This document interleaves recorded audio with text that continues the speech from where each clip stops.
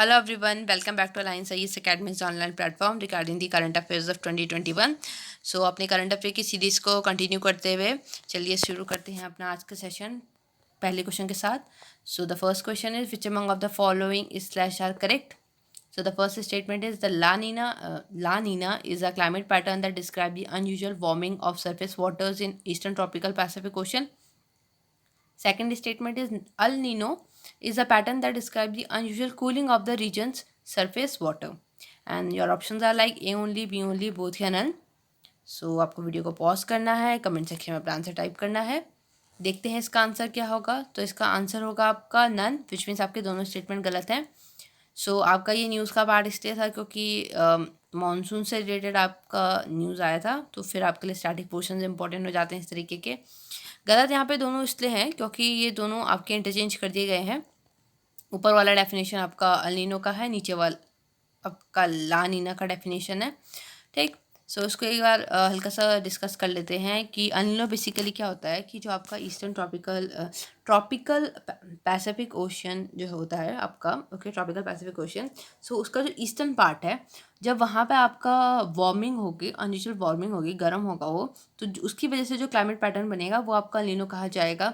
ठीक, अब ये इंपॉर्टेंट इसलिए हो जाता है ना क्योंकि इस तरीके के जो पैटर्न जब आपके बनते हैं, फॉर एग्जांपल आपका कहीं पे वार्म हो रहा है सरफेस, जो सरफेस वाटर जो आपका सी वाटर है, जो सरफेस वाटर है सिंपली, जब आपको वहाँ कहीं पे वार्म हो रहा है, ठीक, तो जब वहाँ पे वार्म होगा तो फिर आपका क्या होगा कि कंडीशंस डेवलप होती हैं. फॉर एग्जांपल आपका कहीं पे हाई प्रेशर डेवलप होगा, कहीं पे लो प्रेशर डेवलप होगा. फिर जब ये ऐसे डिफरेंट कंडीशंस डेवलप होंगी तो फिर आपका मूवमेंट होगा. जब आपका मूवमेंट होगा तो उस वजह से क्या होगा, आपका जो फर्दर क्लाइमेट कंडीशंस होती हैं वो इन्फ्लुएंस होती हैं. तो कहीं फिर उसकी वजह से आपका मानसून कहीं डिले होगा, कहीं आपका जल्दी होगा, कहीं मानसून ज़्यादा होगा, कहीं कम होगा.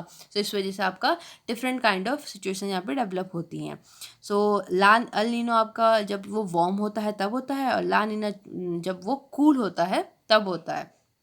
ठीक, इसलिए आपका यहाँ पे इम्पोर्टेंट हो जाता है. सो यहाँ पे जो आपका ये यहाँ पे इसलिए इम्पोर्टेंट हो जाता है.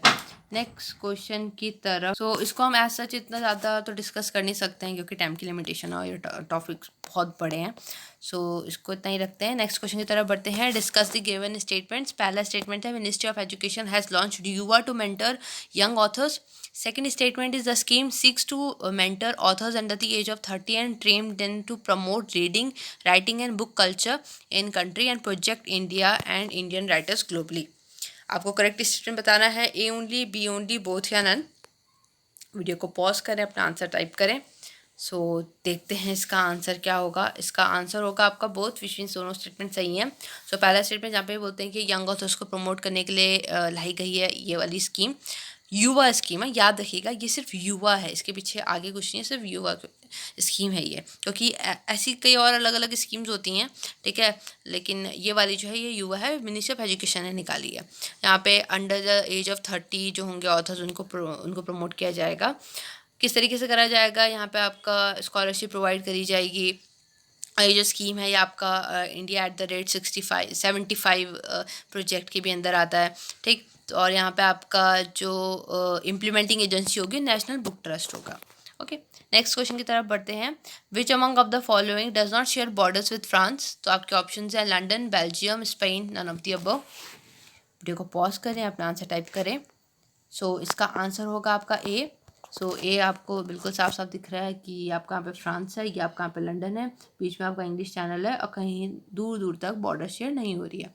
और जो ऑप्शन से स्पेन कर रहा है बॉर्डर शेयर, ठीक, बेल्जियम आपका बॉर्डर शेयर कर रहा है. आपको और अगर देखने हैं तो आपका जर्मनी बॉर्डर शेयर कर रहा है, आपका इटली बॉर्डर शेयर कर रहा है, आपका स्विट्ज़रलैंड बॉर्डर शेयर कर रहा है. इसलिए आपके लिए ये जो लोकेशंस हैं ये बहुत इंपॉर्टेंट हो जाती हैं. नेक्स्ट क्वेश्चन की तरफ बढ़ते हैं. Which among of the following can be the possible role of vitamin D. पहला है आपका catalyst the process of protecting cell membranes from damage. दूसरा है preventing the inflammation of tissues. तीसरा है to help in having the right amount of calcium in the bones. आपके option हैं A and B only, C only, B only, all of the above. Video को pause करें, अपना answer type करें. इसका answer होगा आपका D, which means all of the above. तो पहला बिल्कुल ठीक है कि एक तरीके से कैटलिस्ट का काम करता है, ठीक, सेल मेम्ब्रेन्स को प्रोटेक्ट करने में फ्रॉम डैमेज. दूसरा है preventing the inflammation of tissues. Inflammation basically यहाँ पे ये बात कर रहे हैं कि जो रिएक्शन जो रिएक्शन बॉडी पे होगा किसी इंजरी की वजह से, सो उसको रोकने में हेल्प करता है टिश्यू पे। तीसरा यहाँ पे राइट अमाउंट ऑफ कैल्शियम, तो ये हमें पता ही है। यहाँ पे आप इसकी और डिटेल्स हैं, आप एक बार इसको अच्छे से पढ़ सकते हैं पॉज करके। नेक्स्ट क्वेश्चन की तरफ बढ़ने से पहले आप एक बार जो एक्स्ट्रा क्वेश्चंस में हम डेली करते हैं, तो उसमें आज का क्वेश्चन ये है कि आपको बताना है कि विटामिन डी की डेफिशिएंसी से हमारी बॉडी में हमें कौन सी डिजीज़ हो सकती है। ठीक, हमने बचपन से पढ़ी ये चीज़ें कि इस विटामिन की डेफिशिएंसी से ये होता है इसकी, सो आपको बस विटामिन डी के उससे बताना है। नेक्स्ट क्वेश्चन की तरफ बढ़ते हैं। Discuss the incorrect statement. In anticipatory bail a person is directed to released on bail before arrest is made. दूसरा है it is issued only by high court. तीसरा है the provision of anticipatory bail was introduced in CrPC. आपकी last option is none of the above. आपको incorrect statement बताना है। ये सारा आपके एंटिसिपेटरी बेल से रिलेटेड स्टेटमेंट्स हैं। सो वीडियो को पॉज करें, अपना आंसर टाइप करें। इसका आंसर होगा आपका B.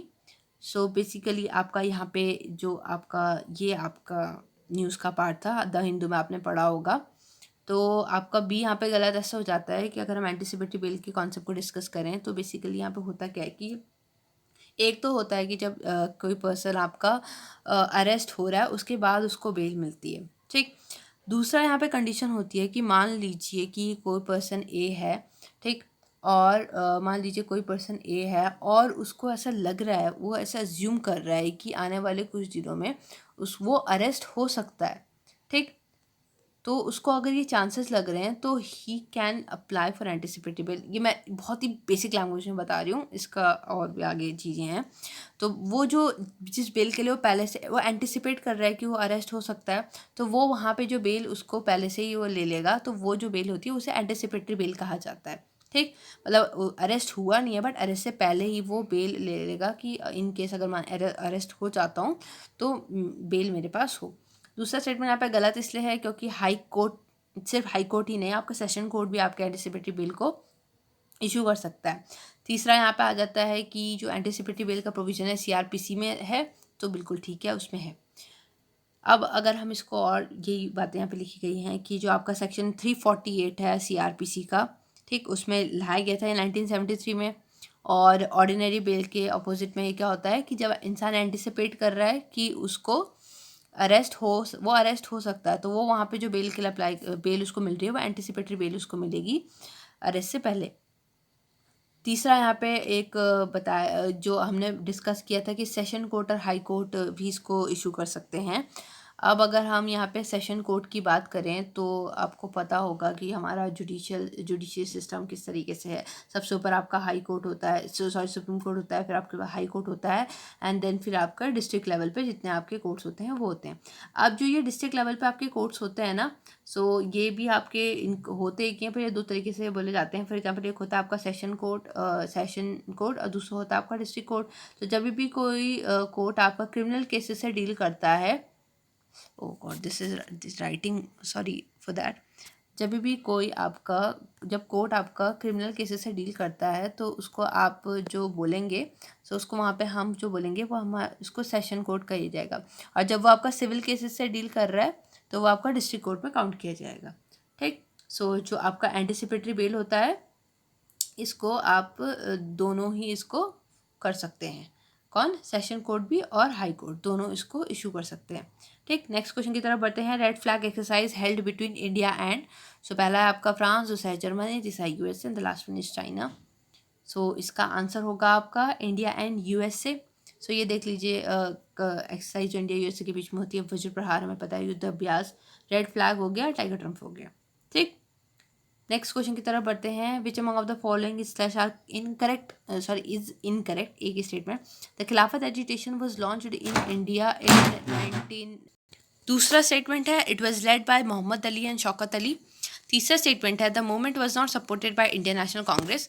And the last statement is Mahatma Gandhi wanted to align it to non cooperation movement to unite Hindus and Muslims against the British rule. Incorrect बताना है, वीडियो को पॉज करें, अपना आंसर कमेंट सेक्शन में टाइप करें।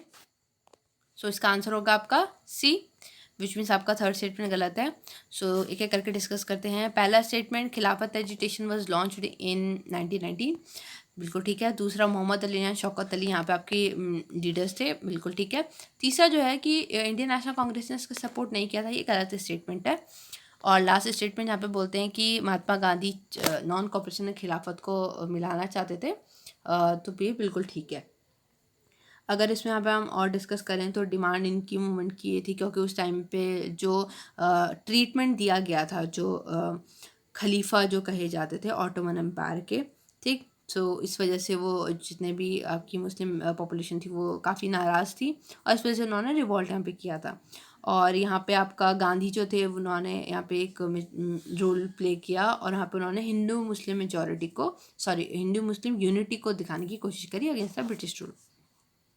Next question की तरफ बढ़ते हैं। Shifting cultivation locally call jhum is widely practice system of crop cultivation among the indigenous communities of. आपके ऑप्शन है southern India, central India, Western Ghats, none of the above. Sorry, southern India, central India, Western Ghats या फिर north east India.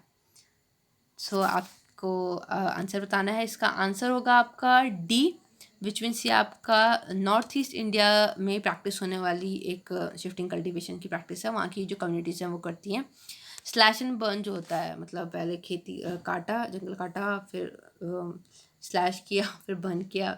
Basically यहाँ पे क्या होता है कि फार्मर जो होगा लैंड को क्लियर करेगा, ठीक। और वहाँ पे फिर वो क्या करेगा, फिर वो वहाँ पे वेजिटेशन लैंड को क्लियर करेगा, वहाँ पे वो करेगा और फिर वहाँ पे आगे जाके फिर वो उसी लैंड पे अपना जितना भी खेती है वो करेगा।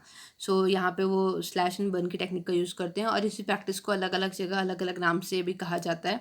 सो जो आपका नॉर्थ ईस्ट में होता है इसे झूम कल्टिवेशन कहते हैं, ठीक। तो ये काफ़ी ईजी तरीका होता है किसी लैंड को तैयार करने का, है ना। और वहाँ पे जो वीड्स हैं, जो बुशेस हैं, उनको हटाने का बहुत इम्पॉर्टेंट, बहुत ही इजी तरीका है। और जो वेस्ट जो होगा जो बर्न करेगा, तो पहले तो उन्होंने काटा, फिर उन्होंने जो जलाया, तो वो जला के जो उनका वेस्ट होगा वो न्यूट्रिशियस होता है सॉइल के लिए, क्रॉप के लिए भी, तो वो फिर उनके भी यूज़ आ जाएगा, ठीक। तो इस तरीके से यहाँ पे इस प्रोसेस का यूज़ करते हैं। नेक्स्ट क्वेश्चन की तरफ बढ़ते हैं। The report titled conflict and conservation is release by which organization. कौन से रिलीज करता है? पहला है IUCN, दूसरा है साइट्स, तीसरा है United Nation environment program, the last one is none of the above. So इसका आंसर होगा आपका ए, विच मीन्स IUCN इसे रिलीज करता है, ठीक। लास्ट क्वेश्चन की तरफ बढ़ते हैं। Which among of the following is the southern most island of Lakshadweep. पहला है कावरती, दूसरा है मिनिकॉय, तीसरा है Kalpeni, the last one is none of the above. Lakshadweep बहुत टाइम से न्यूज़ में है, सो आपकी फिर जोग्राफी इसकी इंपॉर्टेंट हो जाती है। सो इसका आंसर होगा आपका मिनिकॉय। सो आप यहाँ पे देख सकते हैं कि जो सबसे लास्ट वाला है ये आपका मिनिकॉय है, तो सदर्न मोस्ट आइलैंड जो है वो आपका मिनिकॉय ये कंसिडर करा जाएगा, ठीक। So I hope this is the of today session. So thank you guys, thank you for watching, thank you for listening, thank you so much.